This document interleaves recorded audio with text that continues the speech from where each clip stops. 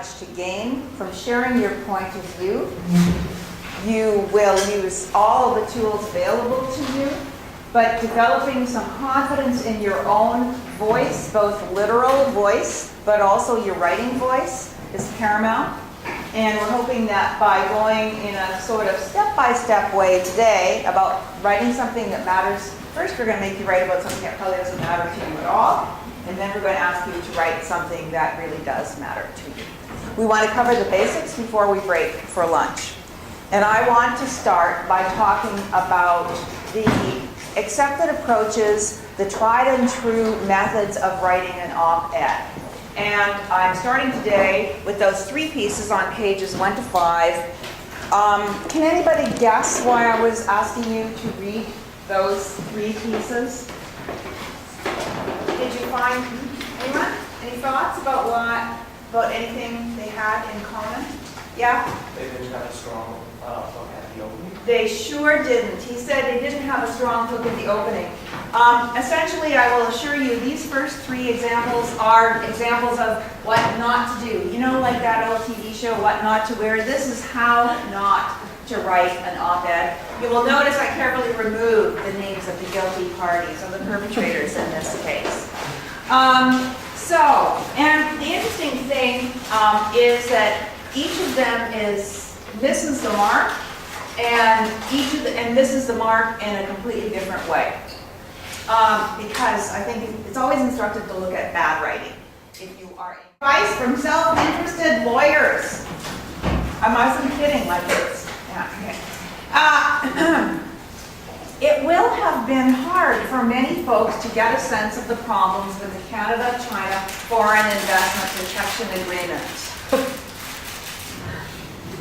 Yay! Well, I really want to read this. We do have some people who confess that they were ESL and then that was an additional challenge for them. Like, what kind of a tense is that? It will have been hard for many. Okay, it's completely, almost completely impenetrable to most people because it's the most irritating and pretentious tense, verb tense in the English language. I think it's called future perfect. I always forget what it's called. And I teach grammar, and I can't remember what this verb tense is called, okay? For many folks, yeah. Who uses folks more than anything? People like Donald Trump, right? It's completely sort of, yeah, Barack Obama uses folks, but I find he's using it ironically most of the time. He's got a little edge to it. But it's a complete contrast in tone. For many folks, to get a sense of the problems with the Canada-China Foreign Investment Protection Agreement. I know I've been worried sick about it.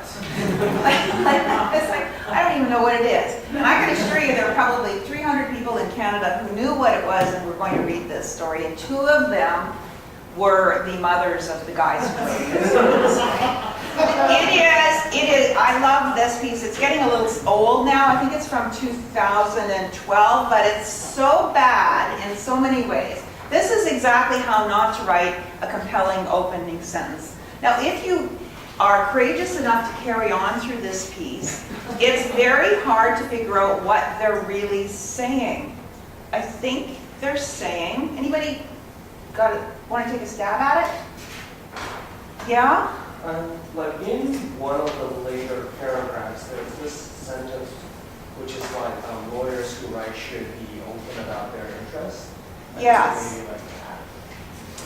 Yes, lawyers who write should be open about their interests, maybe, and it's interesting. I thought you said somewhere later, but not clear. Yes? Yeah, I guess they're saying that most of the discussion around this has been generated and defended by lawyers who have an active interest in promoting this thing that is not within the wider public interest. Yeah, and how could we say that in one succinct sentence? Something like, not everybody who has an opinion is truly impartial. There's an idea. Oh, not everyone who has an opinion about this important trade deal is as impartial as they seem. I would suddenly feel a little more willing to read that story. Okay, that's just one example of how not to do it, because if we dwell on how not to do it too much, the how not to do it will implant itself too much on your brain. We want to leave you with how to do it. Let's take a look at let scientists share their research knowledge. I am a scientist. Today I'm compelled to write on behalf of my fellow Canadian scientists who cannot speak. The word science comes from the Latin word scientia, for knowledge. Knowledge is critical for a properly functioning society. With knowledge comes the ability to make informed decisions. With knowledge, businesses are better positioned to take opportunities and avoid risks. With knowledge, society can plan better for the future. Purposefully withholding knowledge from others when the knowledge is relevant to their decision making is, in my mind, unjust. So how does that one grab you?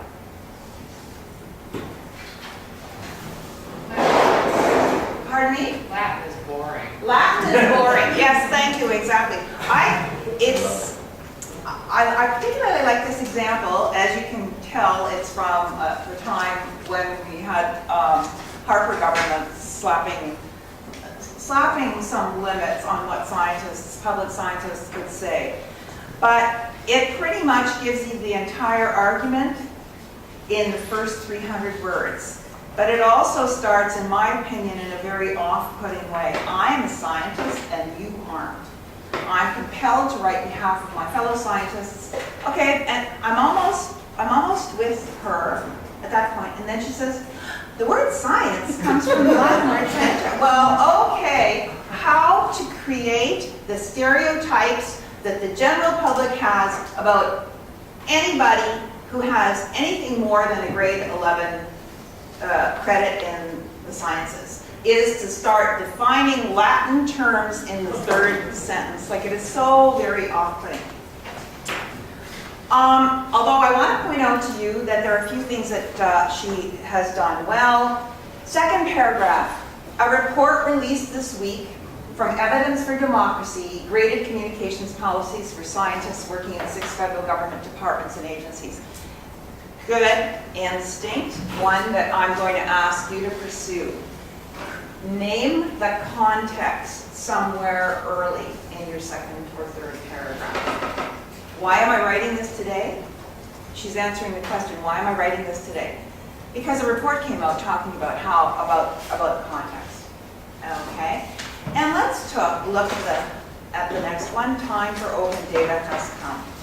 And I really wanted to include this example, not only because conveniently enough it was about open data, but because it's, from a journalist's point of view, just looking at it, almost just looking at it visually without reading the words, it looks like it's a good, reader-friendly, fun, easy, accessible piece of journalism. But I would argue it only looks like that from a distance. If you examine it a little more closely, its shortcomings become fairly evident. There are a few things that can get categorized under no-brainer when it comes to government. I don't know about you, but the phrase no-brainer just makes me tired all the time. It's just one of the cliches I never really embraced. Because, why? Because it's not helpful, it doesn't tell you anything. I agree, I would say also point to the use of the word things. What is a thing?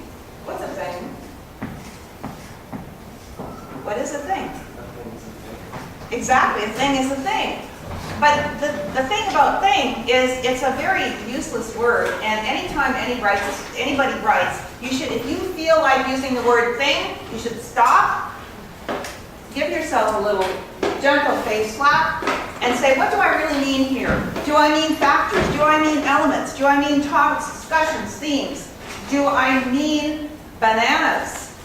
Or do I mean ideas? In other words, do not use a lazy word like things. Okay, there are a few things that can get categorized under no-brainer when it comes to government. That doesn't tell me anything. I don't know what the guy's writing about.